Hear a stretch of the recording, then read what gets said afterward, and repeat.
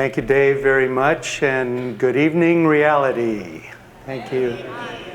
Thank you for so many of you coming out on a Monday evening to talk about a topic that clearly you care about. We all care about it because dealing with conflict, dealing with difficult conversations is something that we face every day. We face it in our personal lives. We face it in our professional lives. We face it in our church life. And as Dave mentioned, this reality is to be an authentic community. And when you have an authentic community, you're going to have disagreements. You're going to have arguments. You're going to have hurt feelings. And how you work through that, the process you use to go through that is vitally important to having a healthy community and to being a healthy person. So tonight we come and we talk about this subject. It's a subject which I am passionate about. I came out of the womb as a difficult conversation. Let me explain what I mean by that, and you'll see that that's really pretty accurate. My father was a Palestinian Arab. My mom was an Israeli Jew. So right from the literal get-go, I was a mass of conflict. And right from the get-go, as I was growing up, and I heard my mom's relatives talk about the terrorist Palestinians, and I had to defend the Palestinians, and I heard my dad's relatives talk about the oppressive, invading Israelis. I had to defend the Israelis. So I learned early on growing up the importance of looking at both sides and understanding that different people who feel passionate see reality differently, and how important it is to have learning conversations to try and understand the other and not categorize and demonize. And in today's society, and you see it all around us, you see it in our politics, you see it in the course of our civil, or better said, maybe uncivil discourse, how when you have someone that you disagree with, oftentimes you are put into a box, you are demonized, you are categorized in some way. And the art and beauty and importance, particularly in a democracy, of having a give and take between and among people who disagree very strongly and very emotionally on topics is a skill, is a heart outlook, and a mindset that we must regain. And we certainly must regain it as a church, as Jesus calls us, as Dave properly said, to be a reconciling force in our society, to be a force for peace, a force for understanding, a force to bring people together as opposed to splitting them apart. Before we start, let me start us in prayer.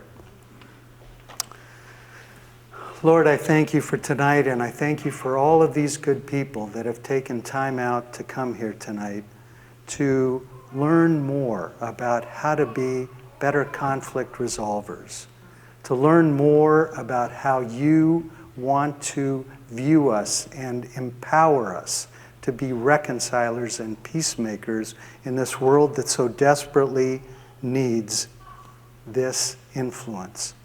Lord, help me to speak words that are your words. Help your message to penetrate into each heart here. This is a touchy subject. It's a subject that is filled with emotion and filled oftentimes with hurt and fear. Lord, work in the midst of that and draw people closer to you as we discuss these very important subjects. Amen.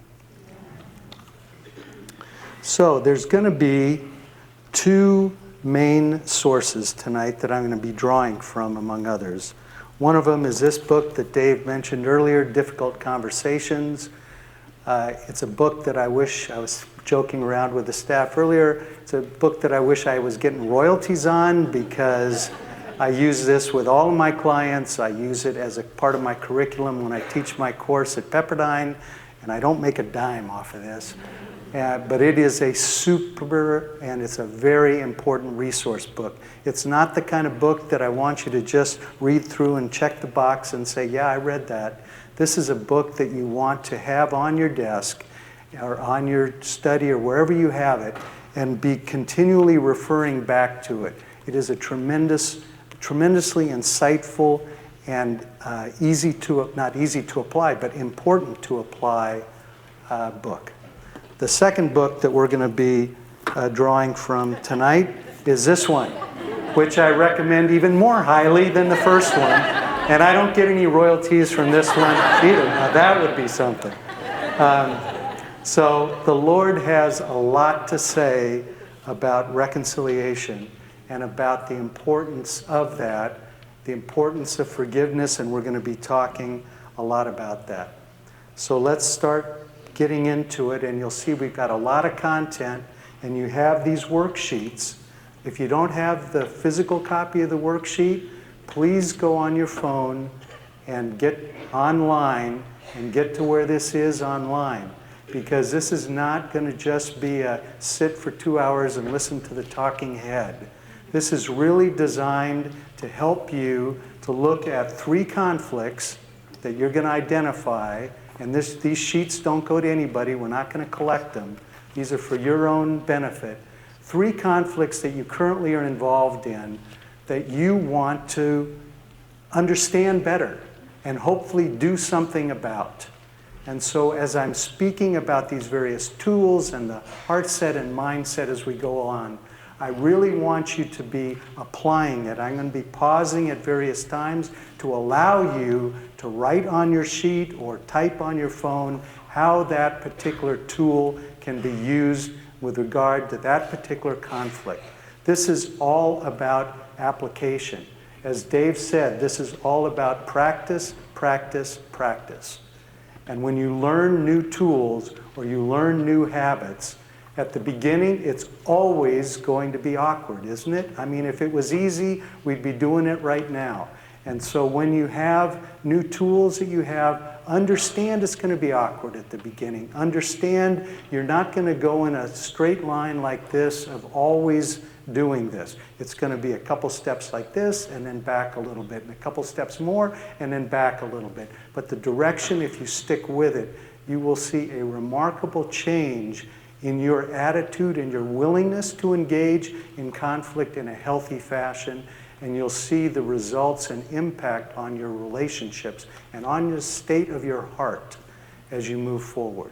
So use this, take notes, and use it with regard to your particular conflicts.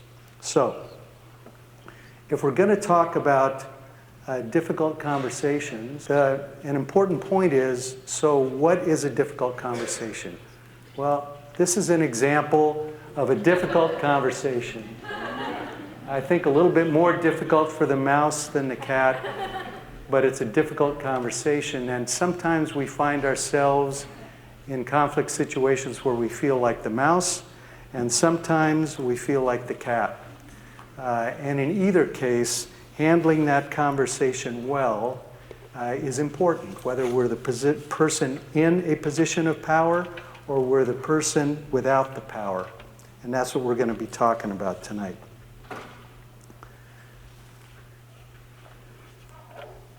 A difficult conversation is anything you find hard to talk about. It's that feeling that you have as you think about doing it, that you feel uncomfortable or awkward or fearful as you think about it. It's kind of like you know it when you see it. It's an old, back to my lawyer days about the Supreme Court justice that says, what's pornography? You know it when you see it. You feel it when you know it when you're feeling it, that I'm about to have a difficult conversation. Or if I chose to talk to this person about this, it would be a difficult conversation. And sometimes you feel like that. When does it occur? It occurs when we feel vulnerable or when our self-esteem is involved. we feel like we're opening up ourselves to either being shot down or told that we're not a good person or told that we're not competent or told that we're not loved. That's what leads to this feeling of this is going to be a difficult conversation. It also happens when the topic is, and the issues are very important and very controversial, and the outcome is uncertain. Dave rattled off some very important, very controversial subjects. And when you engage in those type of discussions, and you don't know what the outcome is going to be, and you have strong feelings about it, and you know the person you're talking to has strong feelings about it, and their feelings and opinions could be diametrically opposed to you, that's going to be a difficult conversation. Particularly when we care deeply about these issues and the people with whom we are discussing it. You can have a discussion with someone that you don't know very well, and it's a little easier to have that discussion. When you have somebody that you care deeply about, and you're talking about an issue that is real touchy, and you know that not only is the discussion of the issue going to be touchy, but the state of the relationship is at play, that particularly gives you that feeling of this is a difficult conversation. As Dave said, living in healthy, authentic community requires having difficult conversations. Conflict, tension, disagreement, and emotional pain are completely unavoidable when you are in authentic community. When you're in a family, these sort of situations are unavoidable when you're being healthy and when you're being authentic. And the culture around us divides, belittles, demeans people with whom we have disagreements. That's the cultural standard that we are living in right now. In contrast to that, Jesus' followers are called to a different standard, a very different standard. We are called to be peacemakers. We are called to be reconcilers. We are called to be the sweet aroma of Jesus to the people around us. That doesn't happen if we are belittling, demeaning, and dehumanizing those with whom we disagree. So let's take a look a little bit at what this Jesus standard is. It's incredible when you really go through the Bible, and the Bible is packed with passages about the importance of reconciliation and forgiveness. And to just give you a sense of it, I just pulled out a few passages. First one is, this is Jesus talking in Matthew, and look at what this verse says. Therefore, if you are offering your gift at the altar, and there remember that your brother has something against you, leave your gift at the altar. First go and be reconciled to your brother or sister, and then come and offer your gift. In other words, in God's economy, in God's view of the kingdom, that reconciliation is the most important sacrifice, the most important act you can do to worship Him. Not the gift at the altar. That's nice, but leave it there. You go first and you reconcile with your brother or sister. That's the attitude that God has in the Bible and wants us to have as the Jesus standard. In Matthew 7, verses 1 to 5, another passage that you all are familiar with. You know, you take the log out of your own eye so you can see clearly enough to help your brother or sister take the splinter out of their eye. Again, that's God's view of how to deal with conflict in a healthy fashion. And that is, take the log out of your own eye. Stop trying to focus on what you view to be the log in your brother's eye. Take the log out of your own eye. Why? So you can see clearly to help your brother take the splinter out of his eye. Forgiveness. Forgiveness in the Bible, and we're going to talk a lot more about this later on.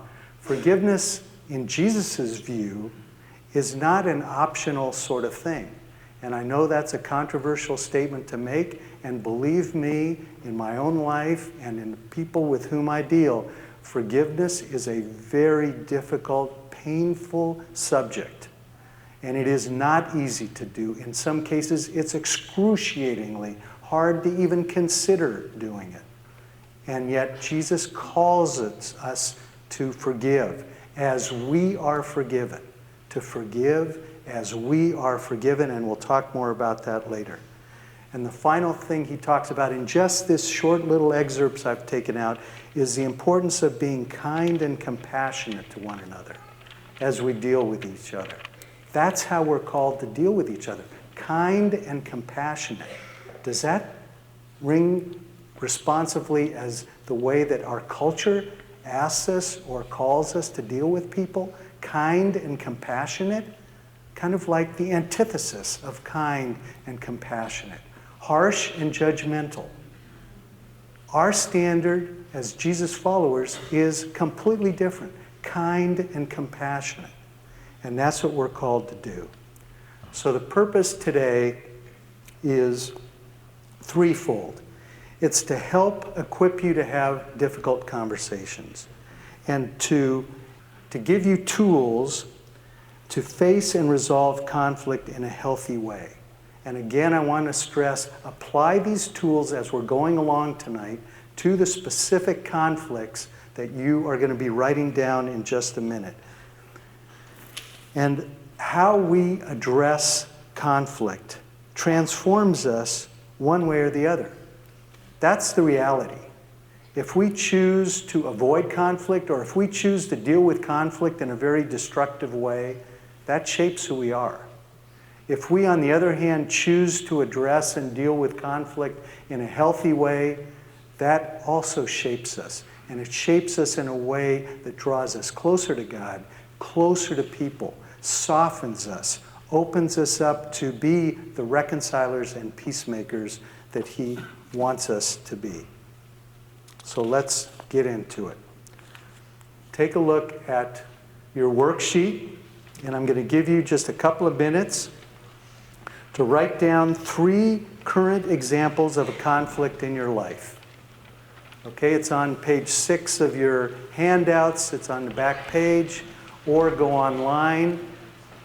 Just jot down a few words that will remind you of this particular conflict, whatever it might be. Maybe it's in your family, maybe it's in your social circles, maybe it's at church, maybe it's at work, whatever it might be. Okay, so as you've written those 3 down, keep those in mind as we're going through this, and as I'm talking about these various tools, think in your mind, how does that apply to these 3 conflicts? How do these apply to these 3 conflicts? Don't let this be an academic, head knowledge sort of evening. You've taken valuable time out of your busy schedules to come here. Make it worthwhile. Make it be an evening where you take a different path moving forward with regard to these specific conflicts and others that you're going to be facing day in and day out. Okay, so if we're talking about how to deal with conflict constructively, the first thing we got to do is define conflict. The definition that I use is it's a disagreement or action through which the parties involved perceive a threat to their interests, feelings, or concerns. Just a couple points on this. It's a disagreement or action. So it could be that we're talking about an issue and we're having a strong disagreement about it, and that leads to our conflict. Or our conflict could be caused by something that I did that really hurt you, embarrassed you, whatever it did, it was an action.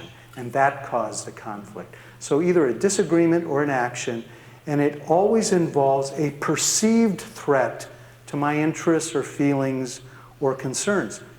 A perception, my perceived threat. It may not be an actual threat in the objective reality, but I perceive it to be a threat. And when I perceive it to be a threat, it's my reality. And different people can have different perceptions and have a sense that there are different realities. And I talked a little bit earlier about the Palestinians and the Israelis. Different perceptions, different perceived realities that are as real to the one as they are to the other, and yet very different. So when we face conflict, there are different styles that we employ. And these are the 5 main styles that are employed with conflict. Each one of them, at the appropriate time, is a good style and a healthy style to use. None of these, in and of themselves, is the wrong style to use or a bad style. All of them are good styles. The problem we have as people is that oftentimes we will not use the right style in the right situation. Okay? We will avoid when we shouldn't avoid, or we'll compete when we should be collaborating. Okay? But in certain situations, each one of these is the right approach to take. For example, let's talk about competing. It's pretty straightforward. It's kind of a win-lose sort of an approach to conflict resolution. Now, if you were at a car dealer trying to buy a car, you're not really in the accommodating mode of conflict resolution, right? You're not in the collaborating style of conflict. You are in the competing style of conflict resolution, and in that context, it's perfectly appropriate. I want to win, I want to pay you nothing, and I want you to give me that car, okay? That's the mode in that conflict situation. In other situations, completely inappropriate to have that competing sort of attitude. I have to win, you have to lose. One of us is going to win, one of us is going to lose, and it ain't going to be me that loses. The second style is accommodating. And that is, I'm going to give up my interest for your interest. Sometimes that's very appropriate and very important to have that sort of an approach. Other times it is not okay. And it simply allows me to be run over. It allows me to feel that I'm not being heard. It allows me to feel like my feelings don't matter and what I think doesn't matter, and I'm only just giving because the other person wants the other way, and I'm going to just accommodate. So certain times it's good, certain times it's not good. Avoiding. You know, you think when you see this on the screen, you probably think avoiding conflict, that's really bad. Well, sometimes it's not bad. Sometimes you're in a situation where to engage in conflict at that particular moment would be very disruptive of what's going on around you. And you simply have to bite your tongue and wait for the right time and the right context in which to bring it up. On the other hand, many of us avoid conflict because we're fearful. And we simply don't want to have conflict. So we just bury our head in the sand and we avoid it. And don't try and pick the right time. We simply want to avoid it. And conflict avoidance, other than specifically for certain situations, is not a healthy way to deal with conflict. Then you have the compromising style. And again, there are very good times when compromising is the appropriate style. We want to split the difference. We don't really have the amount of time necessary to collaborate fully. So, you know, this is okay, it's sort of important to me, it's not that important, and it's more important to you, and it's not that important, so we'll just compromise. We'll split the difference, or we'll come up with something that isn't very creative, but it just is a compromise, and then let's just move on. And sometimes that's good, and sometimes it isn't good. Then collaborating. Collaborating, on its face, you think, boy, collaborating is absolutely the best way to resolve conflict. And in many instances, it is absolutely the best way to try and resolve conflict. We're going to work together. I'm going to try and understand your interests. You're going to try and understand my interests. And together, we're going to try and problem solve. We're going to collaborate in how we're going to deal with this conflict that we're engaged in. Other times, though, there isn't time for that. We don't have the situation where we can really explore deeply what you think and what I think and stuff, and we have to act more quickly, and one of these other styles has to come into play because of the exigencies of the situation. So now, exercise 2. On your worksheet, I'll give you just a couple minutes to do this. For the 3 example conflicts you have there, note what sort of conflict style you are using for each of those 3 conflicts. And they may well be different. And if they are different, think about why they are different. How many of you found that with regard to those 3 conflicts, you use different conflict styles? Take a look at that. How many of you found that you use the same conflict style? Okay, there's no judgment of the right answer or wrong answer. It's for you to understand that about yourself and think through, is this really the appropriate style to use in this context for this particular conflict? Or would a different style be better and more effective and more healthy for me to use with regard to this conflict? We're now going to take a look at the first of 5 tools that we're going to be talking about tonight. This one's a very important tool, and that is having learning conversations instead of message delivery conversations. And what's the key to having a learning conversation? It is definitely a mindset. And it's a mindset of curiosity. I want to understand why you believe what you believe. I want to understand why you acted the way you acted. I want to understand. I am curious. I am not going to go in immediately with a message delivery which is, this is my way and this is the right way, or this is the answer. There's no curiosity in that. There's no learning in that. And it is not a helpful approach in trying to resolve conflict in a healthy way. A learning conversation, understanding where the other is coming from, is critically important if you want to have a healthy approach to resolving conflict. To do that, you have to be present. You have to be present. You can't have a learning conversation, a good learning conversation, if you're not really focused on the person that you're dealing with or the situation you're dealing with. And we all have a million distractions going on in our mind. We're talking to someone here and we're thinking about the meeting that we have in an hour, or the fact that I just had a fight with my wife that morning, or the kids' issues here or there, or the fact that the bills aren't getting paid and I'm really concerned about that. All those thoughts are swirling around our mind when we're talking to someone. And what we need to do is to push those to one side and really be present so that we can try and really understand what is going on. Phrases that are helpful to you in trying to have a learning conversation are phrases like, help me understand, tell me more, can you give me an example? All of those are questions and phrases that will allow you to engage the other person in a learning conversation. And you'll see as we go through this that all of these tools that we're going to be talking about are designed to try and push you toward having learning conversations rather than pure message delivery conversations. And that doesn't mean that there aren't times when a message delivery is important and needs to be a part of a conversation. I'm not saying that. These aren't like message delivery is bad. That's ridiculous. Sometimes messages are important to be delivered, and there will be messages delivered in the course of a learning conversation. But it's just the mindset of, am I really curious? Am I really wanting to know why the other person did this or thinks this or believes this? or am I not thinking that way at all?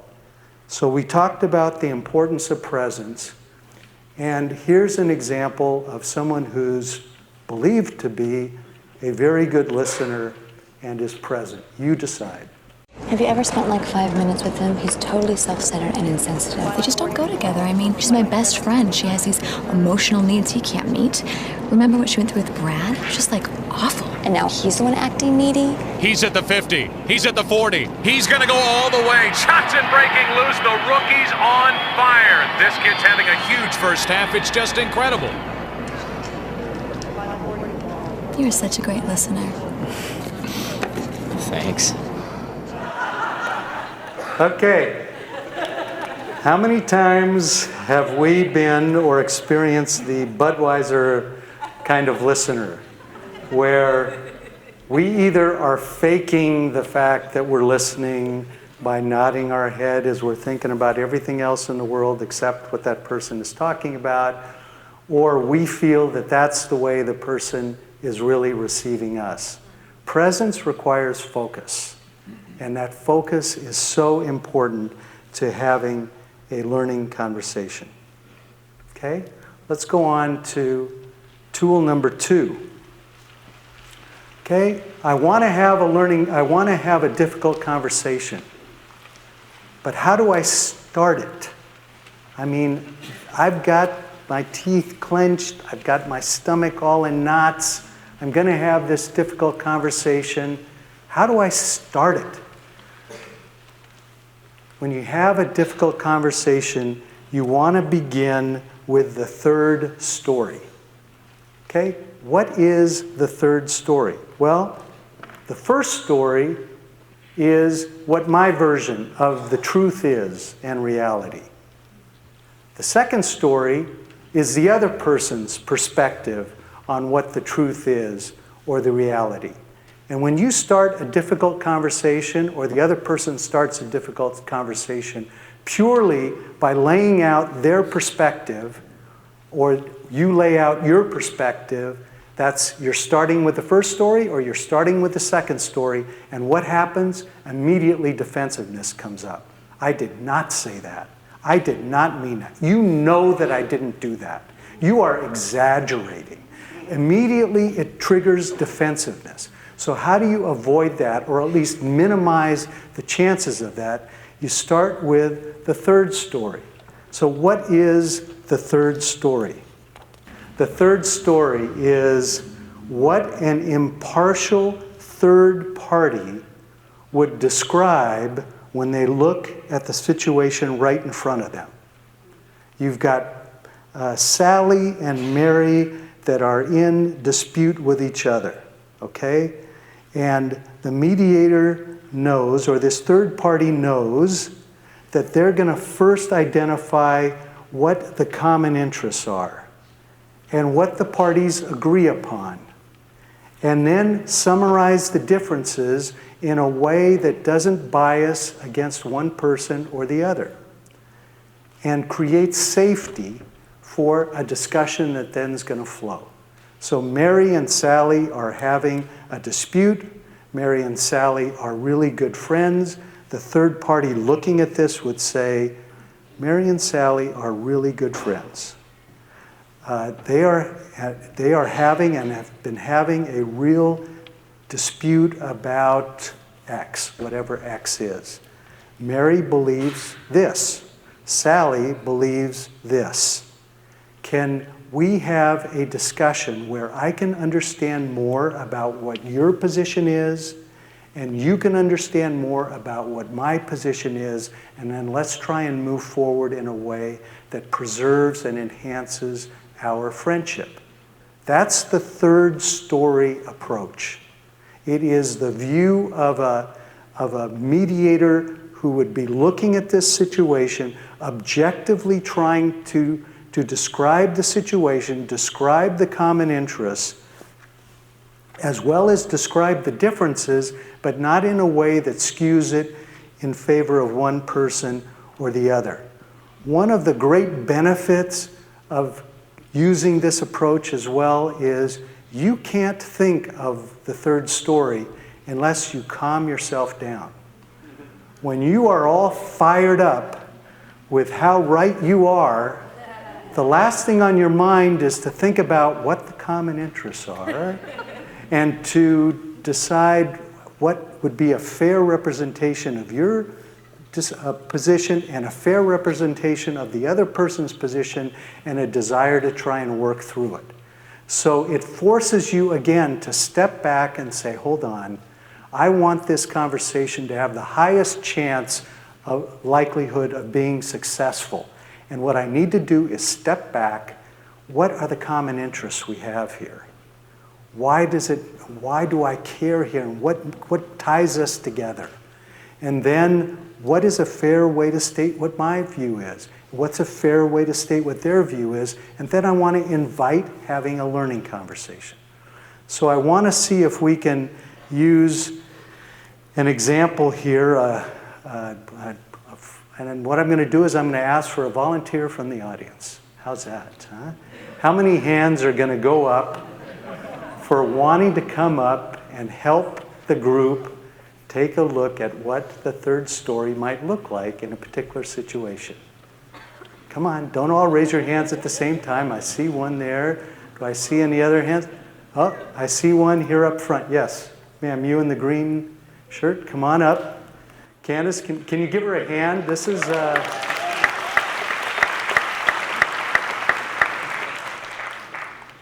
Hi. Hi. Are you a little... Oop, do you have that on? Is it on? It's on. Are you a little nervous? Yeah, a little. Good, because I'm going to embarrass you terribly right now in front of all of these people. I'm going to embarrass you terribly. What's your name? Debbie Zacharia. Debbie? Oh, Debbie Zacharia. This beautiful blonde, this beautiful woman is my wife of the last 42 years.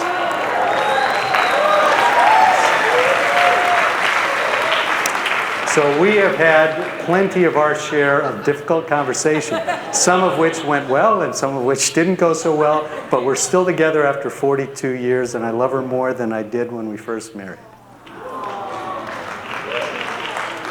What we're going to do is we're going to talk about a real-life difficult conversation that we had this past weekend. Okay? And we have permission from our daughter to share this. We have a teenage daughter with whom we've had quite a few challenges. And the most recent challenge was that she greatly abused using her phone. And so we restricted her phone usage to 2 hours a day in a common area of the house. And the issue arose because this past Saturday was her prom night. And it was all day and evening and then overnight, because in fact we live in Folsom, and it was happening here in the city in the Bay on a cruise. So she was going to be spending the night. So she came to her mom and to me and said, I would really like to have my phone. So we will play out here what the first story looks like. We disagreed on how to deal with this situation. So if we were to approach this discussion with the first story approach or the second story approach, let's take a look at what that might look like. Deb. Michael, are you kidding me? What are you thinking? After her egregious abuse of that phone, are you kidding? How in the world could you ever let her use the phone for a whole day again? Really? Thank you.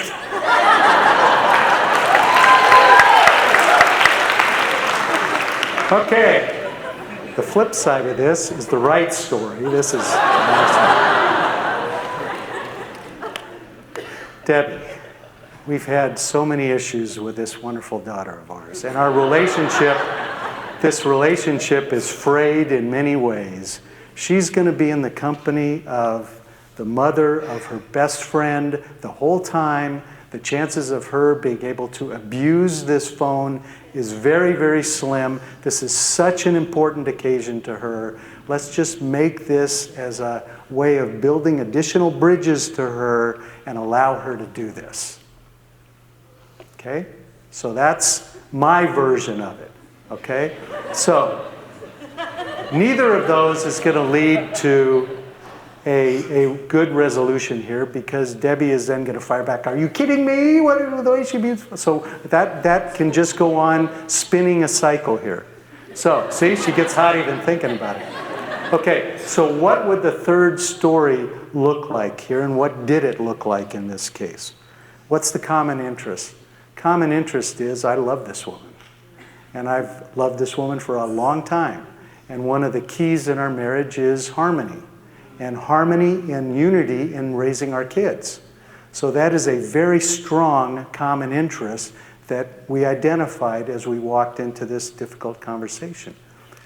And we can agree on that. We can agree on the common interest, and we can agree that we both want to raise this daughter well and make decisions that are in her best interest. Then we can summarize the differences fairly. Debbie, you believe she shouldn't have the phone because she's abused it in the past, and there's no guarantee she won't do it again. I believe that in this case, the chances of her abusing it are very small, and it would be a nice gesture and an effort to rebuild a little bit of a relationship that is really frayed right now. Can we have a discussion about this? I'd really like to understand more your perspective and make sure I understand it, and I'd like you to understand my perspective, and then let's work together to try and come to a way to deal with this. Can we do that? Okay. Okay. And in fact, we did do that. Debbie, talk about what happened. We did do that. We talked it through. Michael laid out a little more of his side. I laid out a little bit more of what I thought could be abuses. And we came to the agreement that she should not have a phone. And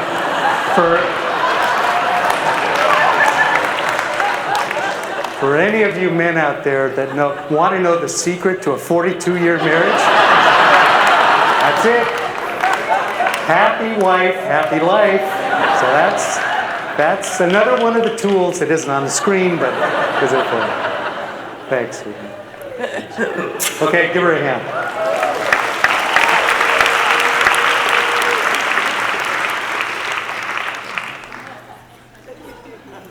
I'll give one more example of a difficult conversation situation where the third story would make a huge difference.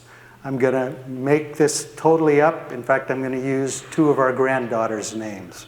But I have a feeling that this probably is a situation that may arise, or if it hasn't, it will arise. And that is that Bailey and Paisley are close friends, very close friends, and they're members of a community group. And Paisley announces to her friend that she's decided to move in with her boyfriend. And Bailey is very upset by this and is trying to figure out, how do I have this discussion? I can't believe she's going to do this. I can't believe that she thinks this is right. So she can go in with guns blazing.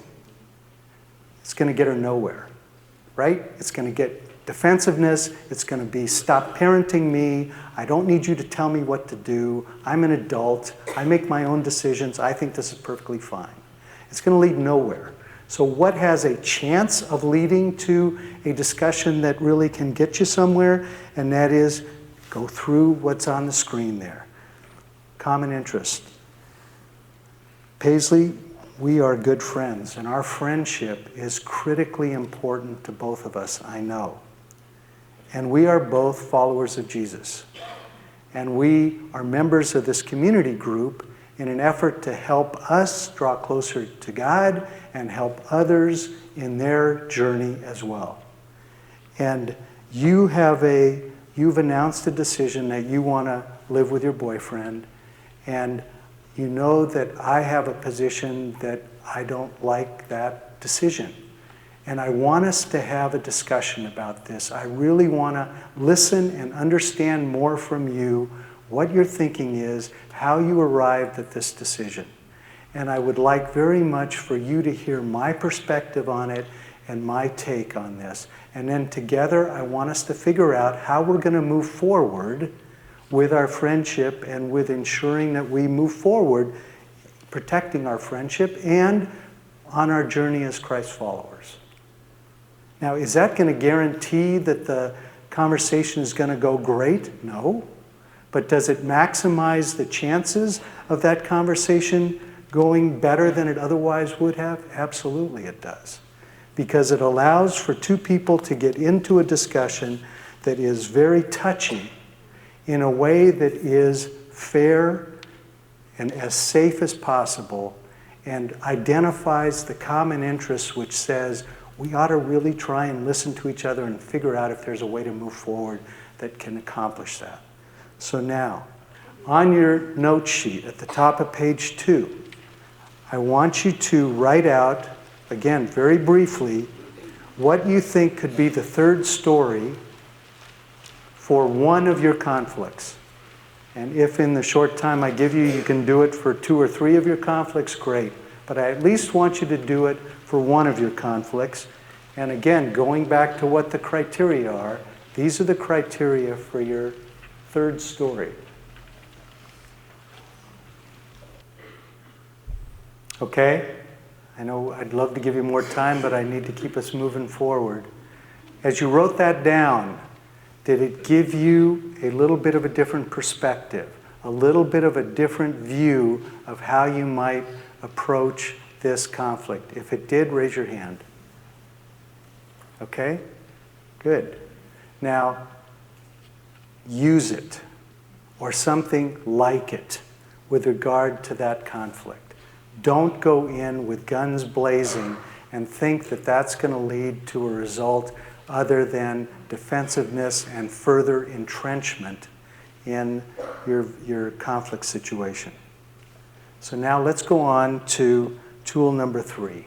It is absolutely essential if you want to have a difficult conversation and do it in a way that is going to maximize the chance of having it go well. And it's absolutely essential if you want to ensure understanding. And I feel so strongly about it that I'm saying if you only take away one thing from today in terms of the tools that we're talking about, this is the most important thing to take away. So what is it and why is it so important? Reflecting back is paraphrasing back to the person what you understood them to say without judgment. It's bolded, it's italicized, without judgment. And then checking to confirm a correct understanding, again, italicized and bolded, before defending yourself. And it does not mean you agree. So, and let me just move on to what acknowledging is, and then we're going to talk about them together.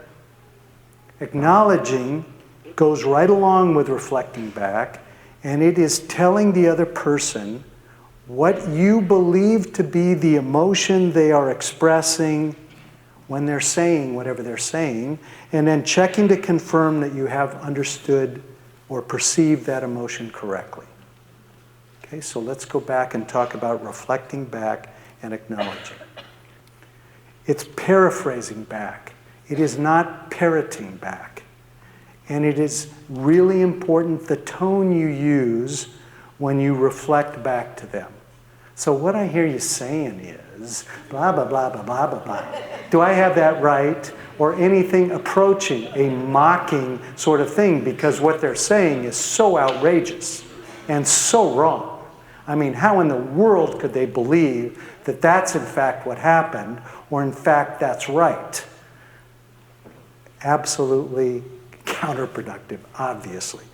It needs to be paraphrased back sincerely, with words along the lines of, So what I heard you say was blah, blah, blah, blah, blah, blah, blah, paraphrasing it back as closely as you can without parroting it, and at the end of that saying, did I get that right? Is that right? Did I understand you correctly? And they might say, yes, you did. Or they might say, you understood part of it, but you didn't get right this other part.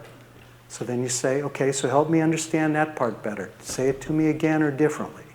And then you paraphrase back to them again.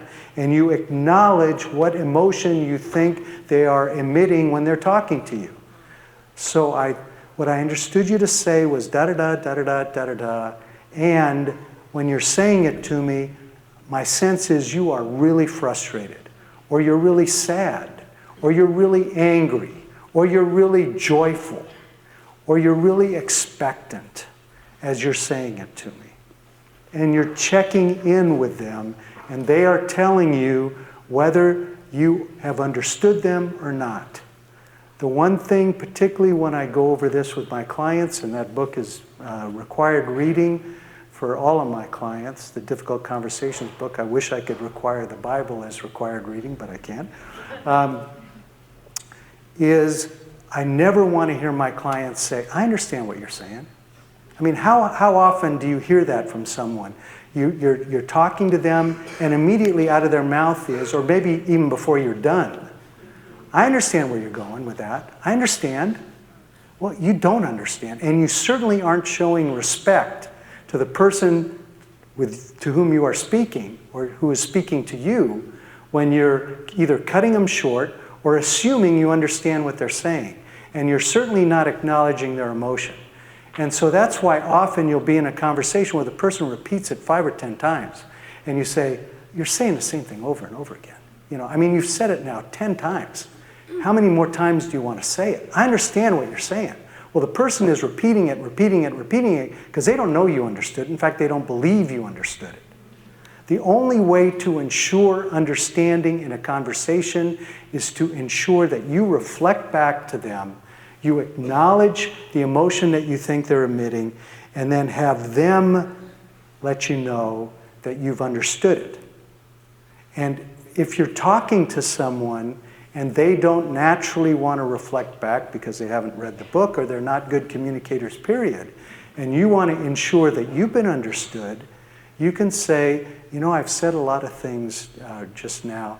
It would be really helpful to me to make sure I maybe said them clearly, or maybe I didn't say them clearly. Could you just let me know what you think I was saying or what you think I was trying to communicate to you? So you're inviting a reflecting back on your own statements to ensure that they understand it.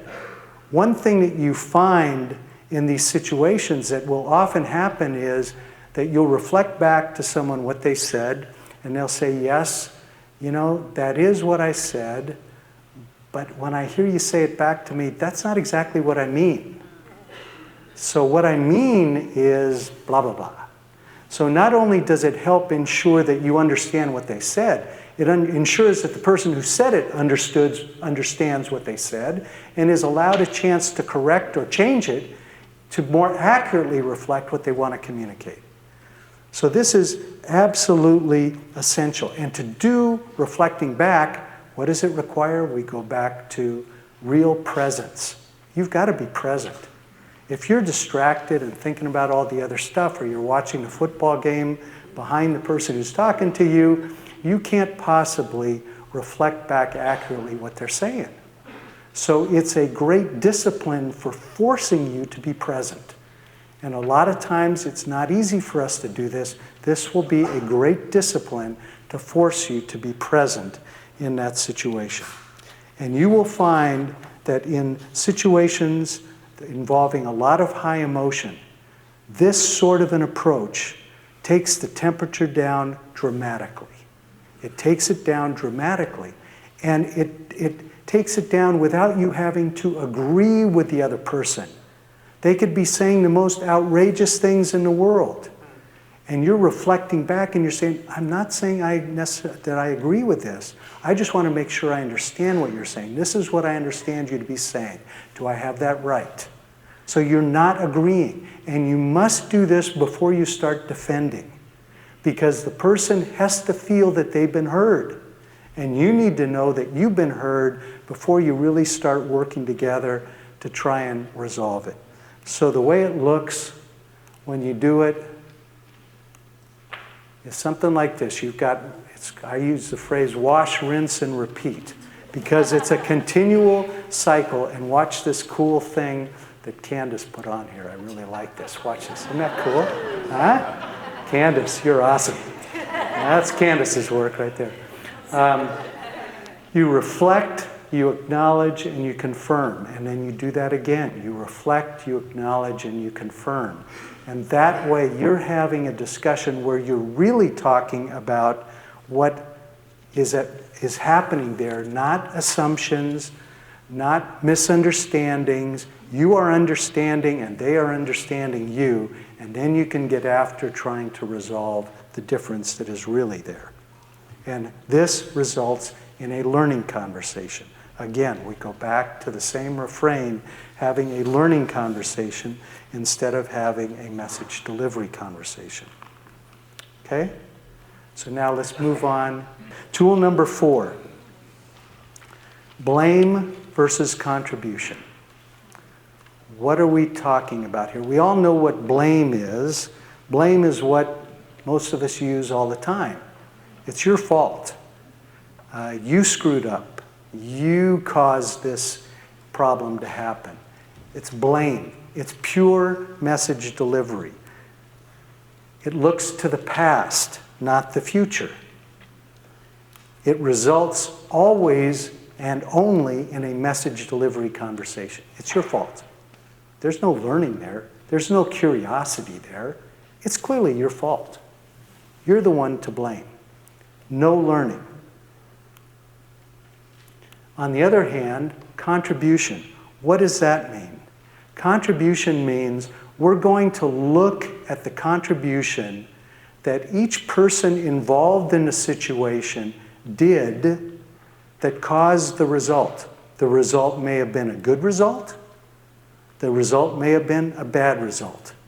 But we're going to look at each person's contribution, including mine, as to what I actually did and what I could have done better to either avoid this result that happened or have this result happen 10 times bigger next time because it was a great result. When you engage in that sort of a discussion, it is forward-looking and it always results in a learning conversation. And what it does is it completely changes the dynamics of the discussion as to what happened and why. And contribution doesn't only apply to people's actions, it also applies to what did the circumstances contribute. We lost the deal last week, and Joe was the head deal maker. So obviously it must be Joe's fault. Well, Joe had some contribution, and Joe can discuss what he believed to be his contribution. But perhaps Joe's boss had contribution too because he didn't give Joe the resources that Joe really needed or could have used better to try and land this client or close this deal. Or maybe Joe needed more training. Or maybe the person who assists Joe over here could have done a better job doing their job that would have helped Joe out. Or maybe the time frame was so tight that there's no way this thing had a realistic chance of happening. Or the resources were so scarce that there's really very little chance that this could have happened. All of those are contributing factors that when you look at it that way, you're in it together as a team. And what it encourages is transparency. It gets away from spinning, where you have a feeling of, if I can just kind of shuck and jive and avoid, the spotlight, and oh, it's all James's fault. Whew, good, wow, I'm glad they didn't look at what I could have done differently here. Yeah, it's all James. Oh, James, bad James, bad James. That's the way it works when you live in a blame team or a blame culture, whether it's at home or at work or wherever. as opposed to a contribution culture where it's, we're all in this together and nobody's perfect. So let's fess up here and let's put on the table what we did and what we could have done better and what the circumstances were, so we could really have a learning conversation and leave here either doing better what we did previously or doing a lot more of it so that we get this result again and again. So now, go to your worksheet. This is getting to be a refrain I hope you realize here. For each of your examples, note how you're using blame and note how you might instead use contribution. I'll give you a few minutes to do that. How many of you, again, I'm sorry to have to cut your time short as we move forward here, but how many of you see the difference as you're looking through your examples, that having blame as a mindset versus contribution as a mindset applies and helps reshape how you think about this conflict? Raise your hands if this has made a difference to you as you think about it. Okay? When you go home, think about the examples, if you didn't have time to do it, for all your examples, and what the contributions can be, including your own contribution, heavily your own contribution, as well as others' contribution. It might be beyond the person with whom you're having the dispute. There might be other players involved who are exacerbating the conflict, or who need to be involved to have the conflict resolved. They're contributors. So if you want to resolve this conflict, you really need to understand the various contributing factors, including your own contribution. Okay, let's move on to tool number 5. Intention versus impact. The key thing about intention versus impact is that intentions are invisible. They are invisible. Who has ever seen an intention? No one has. How do we deal with intentions? We attribute intentions to someone based on the action that we either are seeing or experiencing. Intention is always inferred from action. And it's how we go about trying to explain why things happen and why things happen to us, is trying to attribute intentions. And attribution mistakes are so common because we don't know what's going on in the other person's head. All we know is what happened to us. We know the impact. We don't know what the intention was. But if it's an adverse impact, you can be sure that the first thought that comes to our mind is, it was a bad intention. They intended to hurt us, or they were just negligent, or they're careless, or they are whatever they are that lines up with the impact that we felt. And we all make the fundamental attribution error. And what this refers to is that we all have an incredible amount of self-bias. We are always viewing things from our perspective in a way that makes us look right and the other person look wrong. And a great example of the fundamental attribution error is when you're driving on the freeway and the person in front of you cuts in front of you, in the lane in front of you, and what do you say? What a jerk. I mean, where did that woman learn how to drive? Or where did that guy learn how to drive? What is going on with them? How did they allow them on the road? What a jerk, right? And then you keep on driving and you're talking to the passenger next to you and your exit comes up and you just glide over to do it and the guy in the lane next to you is on his horn. And you're going, what is wrong with you, buddy? You didn't have to slow down at all. What are you making such a big deal out of this? There wasn't any trouble that you had. So what is your problem? Why are you causing this? Why are you disturbing me like this with that honk, right? When I do it, circumstances justify it. There's always a good reason. When the other person does it, they're a jerk, the intention was clearly bad. That's the fundamental attribution error, and we need to be very well aware of it. So how do we deal with this? We must separate intention from impact. We must separate intention from impact. And that is, if I've been adversely affected by somebody, I am the expert on impact. I know what the impact was, but I don't know what the intention was. The person who did it is the expert on the intention. And we need to have a learning conversation for that person to understand what the impact is, and I need to have a learning conversation with them to understand what their intention was. How did this come to be? What was going on here? And so what often happens is the person who caused the harm says, "What is wrong with you? I didn't do anything. Why are you feeling the way you did? That's ridiculous." And the person who has been impacted is saying, "You don't know how this thing affected me. What are you talking about?" It's because the person who's the expert on intention is trying to tell the person who's an expert on impact what the impact is. That doesn't work.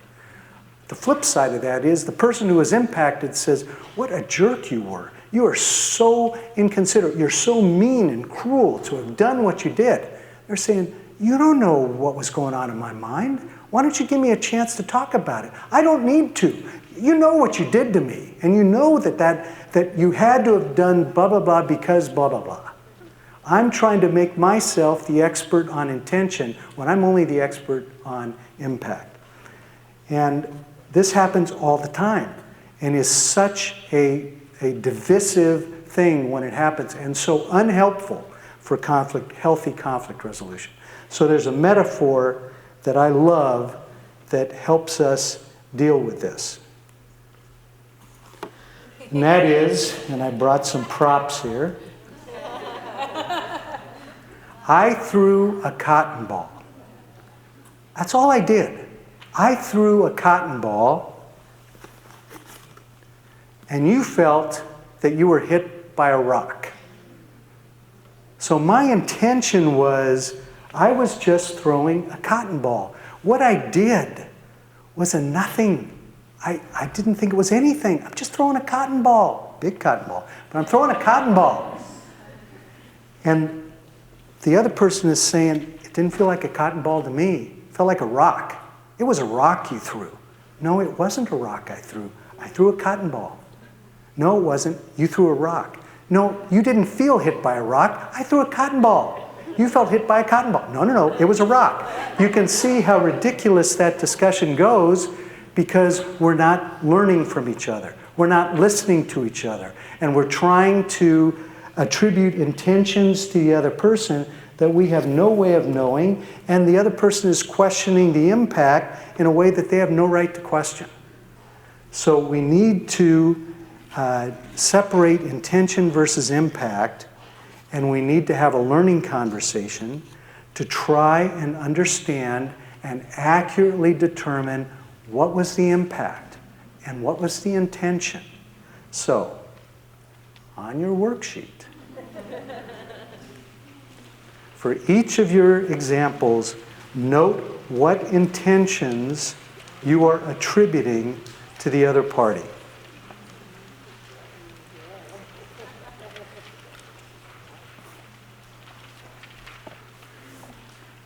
I'll give you a couple minutes. Do you see, as you write down those intentions, how you are attributing those intentions? You don't know what the intentions were of that other person or people that you're having, with whom you're having a dispute. You're attributing. You might be right. Sometimes our attributions are spot on. But it is not going to be a helpful way of moving closer to resolving that conflict in a healthy way without having a learning conversation to try and understand, how did this come to be? What was going on that caused you to do what you did? And it's very helpful to not use the why word. Why did you do that? The why word almost always results in defensiveness, because the assumption when you use the why word is that you don't believe it or you don't agree with it. Instead of, help me to understand how this came about, or what was the thinking behind what you did, or what drove this action on your part. Those are all ways of asking the why question without using the why word. Why is really not a helpful word if you want to step into difficult situations and try and have as good a possible learning conversation. Okay, so now here's a summary of the tools we've discussed so far. These are the 5 tools that we have discussed tonight. First one is the importance of a learning conversation as opposed to a message delivery conversation. And as you can see, as we went through all of these 5 tools, all of these tools lead toward learning. They lead toward more understanding. They're based on curiosity instead of hubris. Curiosity instead of hubris. They result in learning conversations. We learned about the use of the third story with a beautiful woman as part of that effort. And that is so important, is to start with the use of the third story instead of coming out with guns blazing with your perspective, or the other person coming with guns blazing with their perspective. And then we talked about the criticality of reflecting back and acknowledging. Reflecting back and acknowledging even when you don't agree, and even when you think they are dead wrong. No judgment, just reflect back and acknowledge and ensure understanding and show respect in the process. And then contribution versus blame. And we've talked at length about that, the importance of having the benefit, the future thinking, the forward thinking, the learning conversation that goes along with having a contribution mindset as opposed to a blame mindset. And then the last one we talked about is intention versus impact, and the criticality of separating intention on the one hand, impact on the other hand, and have a learning conversation on both sides to better understand the impact, better understand the intention, and remember the metaphor of, I threw a cotton ball and you got hit, you felt like you were hit by a rock. I threw a cotton ball and you felt you were hit by a rock. When you think about that, you will see how often that applies in your life situations where someone did something that they had no way in the world to think that that was going to adversely impact you like it did. And yet it did. Okay, we're now going to move toward conflict resolution. We've talked about tools that can help us in that journey. We've talked about the importance of learning conversations that are critical in terms of constructive change and working together. We're now going to talk about a very important topic that the Bible speaks loudly to, and that is apology, forgiveness, reconciliation. The journey of conflict resolution is transformational. How we do it transforms us. It either makes us into smaller, more inward-focused people, or it turns us into more gentle, outward-focused, loving, reconciling, peacemaking kind of people. It's transformational one way or the other. So the first thing we're going to look at each of these 3 things: apology, forgiveness, and reconciliation. First thing we're going to look at is apology. And take a look at this and tell me what your thoughts are about whether this is a good apology. George, thanks for coming on to talk to me. I wanted to see you right away, but my hours here aren't very flexible. I just started yesterday. Well, I'm here. What is it? Well, I talked to my sponsor, and I've thought it over, and, you know, my apology at the coffee shop was sarcastic and rude, and you deserve much better.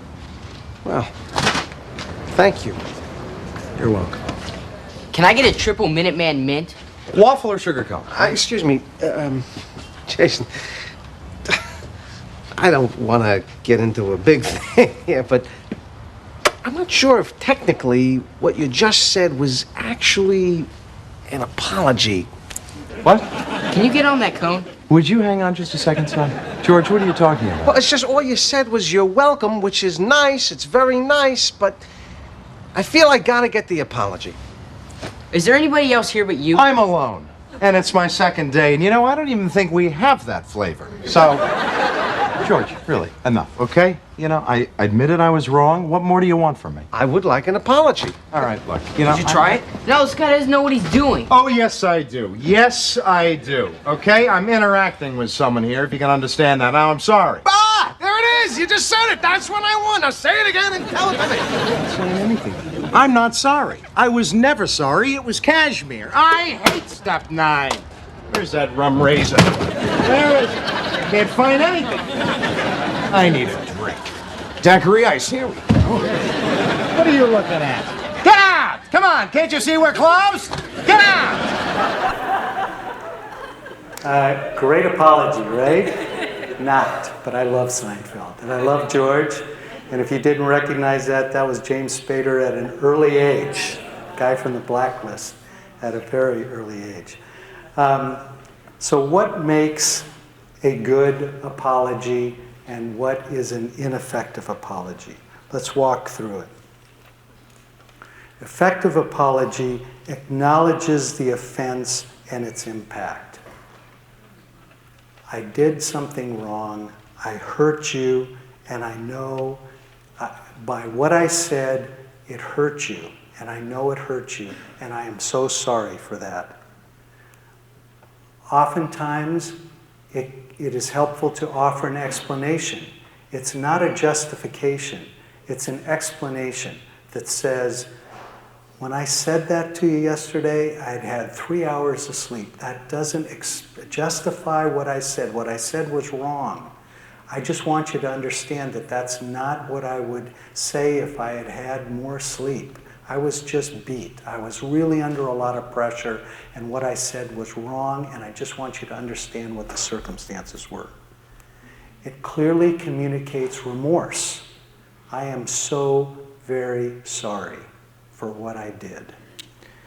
And it offers reparations if possible. Sometimes reparations or amends are not possible, because what you did, there are no reparations or amends. But oftentimes there are. It may not be a direct repair, but it can be a symbolic sort of repair. It can be a symbolic gesture that you make to, again, drive home the fact of how sorry you are and how much you regret having caused the pain or hurt or damage that you caused. And you have to make sure that you use the proper time and setting. It's not a drive-by apology. And it's not said right when the person is moving into an important meeting, or the baby is crying in the other room, or whatever it might be that is causing, what was this thing still on? Yeah, okay. Is causing distractions or a lot of stress for the person involved. You have to pick the right time and the right setting. On the flip side of that, which Jason in this little skit clearly recognized and acted out, is a vague or incomplete acknowledgement. I'm not really sorry. Or I apologize for whatever I did. You know, I apologize for whatever I did. If that makes you feel happy, fine. I apologize for whatever I did. Or the use of the passive voice. I love the passive voice. Mistakes may have been made here. Mistakes may have been made. Passive voice is such a wonderful thing. It completely disowns any ownership by anyone. That just kind of, the mistakes are kind of floating out there, and somehow they were made. Don't ask me, they were made. Or we make the offense conditional.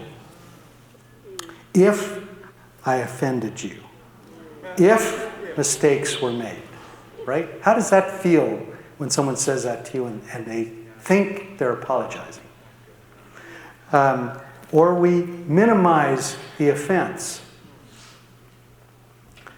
And we question whether the victim was damaged. If this hurt you, minimizing the offense. There's really nothing to apologize for here, but if you were really offended, I apologize. I can't understand how you could have been offended by this, but I apologize for it, of course. I'm sincerely apologizing if there was anything happened to you. It was really a cotton ball, and I don't know what you're talking about. So, or if we offer it to a third party. You go to the friend of the person that you offended, and you say, I really feel badly about what I did to Frank yesterday. I really, maybe you can pass on to him. I feel really bad about that. Ineffective apology. It is often so helpful to ask the person at the end of a time when you are trying to apologize something to the effect of, did that get it? I mean, do you feel now that I really have apologized to you? Is there something missing? Is there anything missing? Because I really want you to know that I am sorry, and I want you to feel the sincerity of my apology. Is there anything missing? And it might be, yes, there is. I want to understand why you did what you did. I mean, how could you do that? Help me understand that more. Or it might be some other question, or it might be, no, I get it. Thanks. Thanks. I really appreciate that apology. But then you are really covering ground to ensure that what you are trying to communicate in terms of an apology is really received that way. Okay? I'm going to move on to forgiveness. Forgiveness is one of the most misunderstood and one of the most important topics in our lives. Whenever I talk to a group or I am mediating an emotional situation, there is no issue that goes to the heart, slices to the heart of the matter more quickly and more deeply than when we start talking about forgiveness. Because in our lives, we all feel like there are situations where someone owes us an apology, someone needs to forgive us. We need to be forgiven and we haven't been. Or we realize we need to forgive. I mean, I'm holding such hard feelings, such bitterness towards this person, I just can't forgive him. And yet I know the damage that this is doing to me, but I just can't do it. I can't do it. It strikes right to our heart because forgiveness deals with wounds, with acts that have really hurt us, or we have hurt someone else, and it cuts right to our heart. There are many definitions of forgiveness, and there are many of them. This one is one that I like because it's simple and it captures the essence of forgiveness, and that is the intentional act of releasing our malice toward the wrongdoer. The intentional act of releasing our malice toward the wrongdoer. It means that we are no longer hoping that bad things happen to this person, that the world will cave in on them because they deserve to have the world cave in on them because of what they did. Forgiveness is often mistakenly thought that it's going to happen at one time. I forgive you. It's done. We move on. Rarely does that happen. Sometimes it does, but rarely does that happen. Ordinarily, it's a journey of many steps rather than a single act. It can take many steps of a release, and then a further release, and then a further release. So recognize that forgiveness oftentimes is not going to be okay, if I forgive them, then I've totally cleansed all malice from my thinking about this person. It may be partially released. It may be forgiveness as much as you can give at that moment. And maybe later you can give more and more and more as you go on. But it's a journey often. And it benefits the forgiver regardless of the knowledge of or impact on the forgiven. In other words, we can forgive.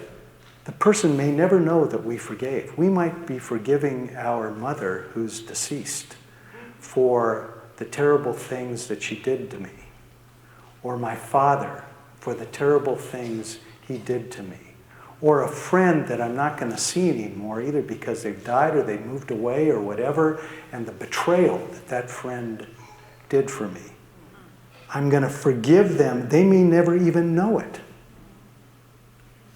And forgiveness, and this is the critical point for people sitting in this room who are either followers of Jesus or are thinking about following Jesus, is that it's critical for a Jesus follower.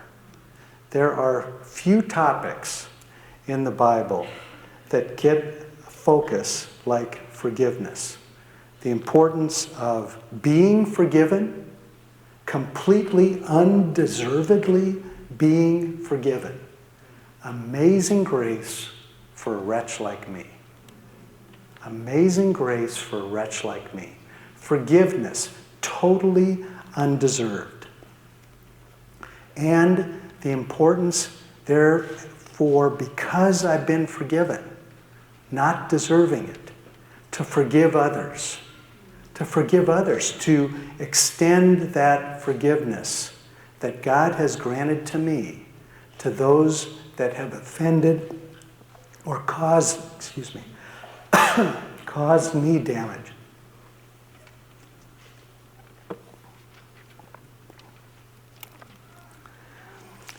Let's take a look at just two verses in Matthew that talk about this. In Matthew 18, verses 21 and 22, Peter comes to Jesus and he says, Lord, how many times shall I forgive my brother when he sins against me? Up to 7 times? Jesus answers, I tell you, not 7 times, but 70 times 7 times. So what is that trying to communicate? It is trying to communicate that you don't just forgive once. You forgive, and you forgive again, and you forgive again, and you forgive again, because it's a reflection of God's forgiveness of us, where we undeservedly get forgiveness again, and again, and again, and again. And yet we hold out forgiving our brother or sister, or we set some arbitrary limit that I'll forgive you 7 times, but that's it. Jesus says 70 times 7 times. And then, right after Jesus sets out in Matthew 6, the Lord's Prayer, where he says, forgive us our debts, as we also have forgiven our debtors. Forgive our debts as we have also forgiven our debtors. And right after that, right after he talks about laying out what he's setting up as the model prayer, in verse 14, for if you forgive men when they sin against you, your heavenly Father will also forgive you. But if you do not forgive men their sins, your Father will not forgive your sins. This is serious business. And Jesus takes the issue of forgiveness very, very seriously. Because he knows He designed us. The Trinity. God built us, designed us. He knows what the adverse impact is on us as individuals and on us in our relationships when there is a heart of unforgiveness. And we'll talk about that in just a second. So what are the benefits of forgiveness? Forgiveness liberates and heals our wounded soul. It liberates and heals our wounded soul. It allows us to step out of the past. It allows us to step forward from that terrible thing, whatever it may have been, that affected us. And we'll talk about what forgiveness is not in a minute, because you'll see that clearly forgiveness does not mean to forget. So we're going to talk about that in a second. But it allows us and liberates to heal our soul. And importantly, it releases us from the continued power of the wrongdoer. When we are unforgiving, we replay in our mind that bad thing that that person did to us. And every time we replay it in our mind with an attitude of malice towards that other person, it allows that wrongdoer to continue to have power over us. We are reliving again. He or she is hurting us again as deeply or more deeply because now it's continued to be magnified and it's combined with all my feelings of hatred and resentment and desire for revenge, and it is destroying us in that process. And it releases us from that continued power. It is liberating. It is freeing. It makes us more empathetic and draws us closer to people when we are forgiving. And it turns our attention away from the past and toward the future and others. Now, believe me, I know from both personal experience and in dealing in so many conflict situations that this is not something where you go, oh, okay, good, I'm going to go out and forgive them. Forgiveness is oftentimes extremely difficult, seemingly impossible. And yet it is not impossible.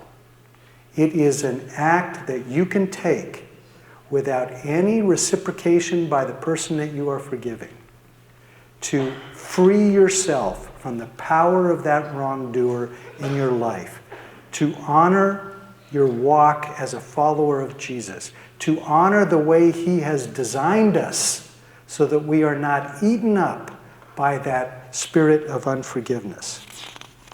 So let's talk about for a minute what forgiveness does not mean. Forgiveness does not mean forgetting the offense. Talked about that. I hate it when people say, just forgive and forget. You don't forget. You don't forget. But your memory can be a redeemed memory. It can be a memory that has led to a release of malice as you think back on it. And you release, you drain out the poison of the power of that. It doesn't mean that you excuse the act. By forgiving the person, it doesn't mean that what they did was right. It was terribly wrong. I'm not going to excuse it, but I'm going to forgive it. It does not mean that you have to accept a justification for the act to forgive. It does not mean that you don't believe that punishment is still appropriate. Punishment may well be appropriate. If that person raped you, punishment is appropriate for that person. And yet you can still forgive in that situation. Unbelievably hard. And I don't pretend to say anything other than that. Seemingly impossible. But the lack of forgiveness eats at you and eats at you. It does not mean that you don't think that the person who did this to you is deserving of punishment. It's just you're not going to harbor that malice. You're not going to be the one that feels like I've got to administer that punishment. I'm going to go after and show that person what they deserve, or give that person what he deserves or she deserves. It does not mean that you have to resume the relationship. That's the difference between reconciliation and forgiveness. Forgiveness doesn't mean I have to resume that relationship. I may not be able to resume that relationship. Person may have died. Person may have moved away. Person may have remarried. I can't resume that relationship. But I can still forgive. It does not mean that I have to receive an apology first before I can forgive. And how many of us think that that's the case? Okay, I'll consider forgiving them, but they have to apologize to me first. Again, all you're doing when you're saying that is you're giving more power to the wrongdoer again. Now it's up to them. Again, your well-being is now again in their hands instead of in your own hands. And you don't have to face the wrongdoer to forgive him or her. You don't need to say it to the person. You can forgive the person without doing it in person to them. And in some cases, you may not be able to do it, even if you wanted to, in person to them. Whatever the path you take, forgiveness is a transformational act. It's a transformational act. So what happens when you choose to not forgive? Because not forgiving is also a transformational act. What does it do? Well, there's a couple of Chinese sayings that I love. We lived 6 years in Hong Kong, and there's a lot of wisdom in the Chinese culture. And two sayings really hit me hard. Unforgiveness is the poison we drink, thinking that it is killing the other person. Unforgiveness is the poison we drink, thinking that it's killing the other person. And another saying is, a journey of revenge starts by digging 2 graves. 2 graves, mine and the other person. Because it is going to cost me dearly, in terms of my well-being, my emotional health, my relational health, to go on a journey of revenge. I better dig 2 graves before I start that. And what are the effects of a hardened heart? A hardened heart, unforgiveness, affects me in ways that I'm not even aware. It begins to grow a root of separation, of judgment, of bitterness, of self-righteousness, of inward focus. I want to thank my friend Ryan Payton, who's sitting right up here in front. We were talking this week, and he said, Michael, you ought to take a look at Bruce Wilkinson's book and series that he has on a book that he wrote called 70 times 7, Finding Peace by Forgiving Yourself and Others. So I haven't had a chance to read it yet, but I went online and looked over some of the materials, and it's incredibly sound and helpful material that I recommend highly to you. There's 3 DVDs, and there's 8 sessions, and there's a workbook, and he goes into great detail detailing the psychological damage that occurs to us when we continue to live with a state of unforgiveness. Let's move on to reconciliation, which is the ultimate journey. Again, reconciliation is widely misunderstood. The possibilities for reconciliation include a broad spectrum of healing and closeness. It can range from a complete restoration of a relationship to mere tolerance of the other. Reconciliation might look like, well, at least I can be in the same room as him now. Or I can stay in the church now. It may mean that I'm willing to see this person once a month. It may mean that I'm now willing to have coffee with this person. It may mean that I'm willing to share certain parts of my life again with this person. It may mean a complete restoration back in relationship with this person. It can mean a whole lot of things. And reconciliation reshapes our character. It's a transformational process. But importantly, and this is where it's often misunderstood, it requires participation by both parties. Unlike forgiveness or an apology, which doesn't require both parties, reconciliation requires both parties. So one party may be all ready to reconcile in whatever fashion, whatever that might look like, and the other party's saying, no dice. I don't want any part of this. You can only play your side of the net. And in Romans, Paul makes really clear that insofar as you are able, be at peace with your brother or sister. Insofar as you are able, play your side of the net. You can't play the other side of the net. And with reconciliation, you've got players on both sides of the net. So sometimes reconciliation can't happen because the other one simply doesn't want it, or doesn't want it to the extent you want it. They want to restore the intimacy again, and you're willing to be in the same room with them. Requires both parties' participation and agreement to reconcile. And in the case of reconciliation, a third-party mediator can often play a critical role. Oftentimes you are really at odds with someone, and yet you want to reconcile. And the other person also may want to reconcile. I've just recently, just this week, been called in with two very high-profile individuals who, for many, many years, cared deeply about each other, and yet, through some recent events, are now at complete loggerheads with one another. And they need to have a third party to come in to help them sort through it. And oftentimes that's needed. And don't shy away from that. Find a trusted third party, or at least a neutral third party that both you and the other party can agree, can be involved in trying to find common ground, trying to have learning conversations so you can better understand each other and what went on here. Don't overlook the idea of bringing in a third party with the idea of, oh, brother, I don't want somebody else to know about this. This isn't about gossip. This is about bringing in someone to help facilitate the possibility of reconciliation. And very often it requires a third party. So with reconciliation,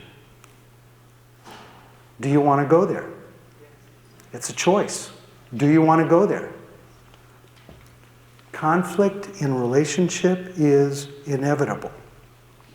And managing it well will provide you with more peace, more freedom, and more possibilities. And deciding the direction that you want to go with regard to reconciliation or not reconciling is going to be transformational to you. So now, exercise 3 on your worksheet.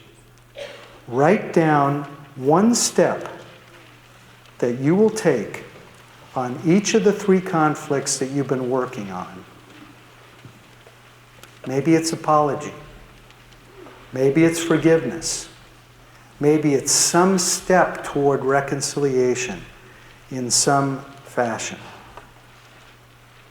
I'll give you a couple of minutes to do that. Jesus calls us to a standard of facing and resolving conflict well. Crystal clear how important this is to Jesus and to God, is facing and resolving conflict well.